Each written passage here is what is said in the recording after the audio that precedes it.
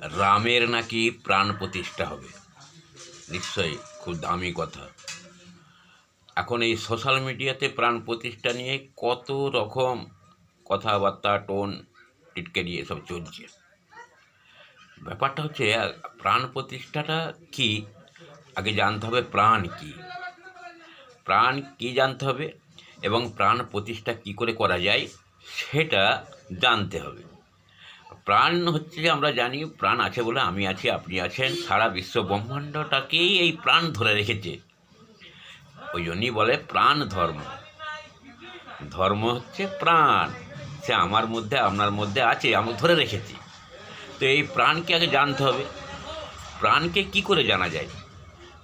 প্রাণকে জানা যায় গুরু মন্ত্র দ্বারা। গীতা, কোরআন এতে আছে সেই মন্ত্রটা, কিন্তু আমরা নিজেরা তা করতে পারবো না, জানতে পারবো না।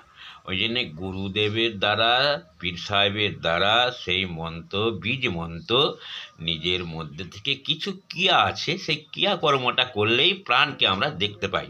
তখনই আমরা বলি আল্লাহ কিংবা ঈশ্বরকে দেখতে পাই, যেটা একটা জ্যোতি।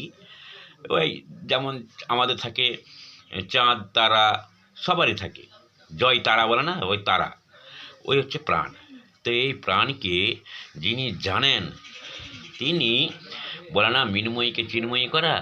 ওই প্রাণ যখন ওই মূর্তির ওপরে প্রতিষ্ঠা করে, প্রাণ যখন তাকে দান করে, সে সত্যিকারের কিন্তু প্রাণময় হয়ে ওঠে। কিন্তু সেই প্রাণ প্রতিষ্ঠা সেই মন্ত্রের প্রয়োগ করে, কিন্তু সে আর কাজ করে না। কেন না, এই সাধনটা তারা আর করে না।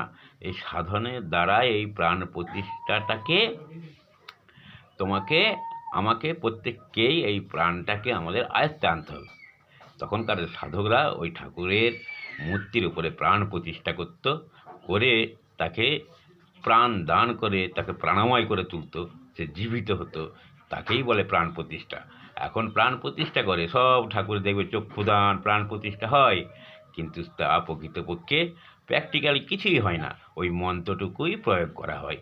তাই প্রাণ প্রতিষ্ঠা করা হয়, কিন্তু সে প্রাণ তার ভেতরে প্রবেশ করাতে পারে না। সেই সাধু সন্তের খুবই অভাব, আর যারা আছে তারা এইসব ভণ্ডামির মধ্যে থাকে না।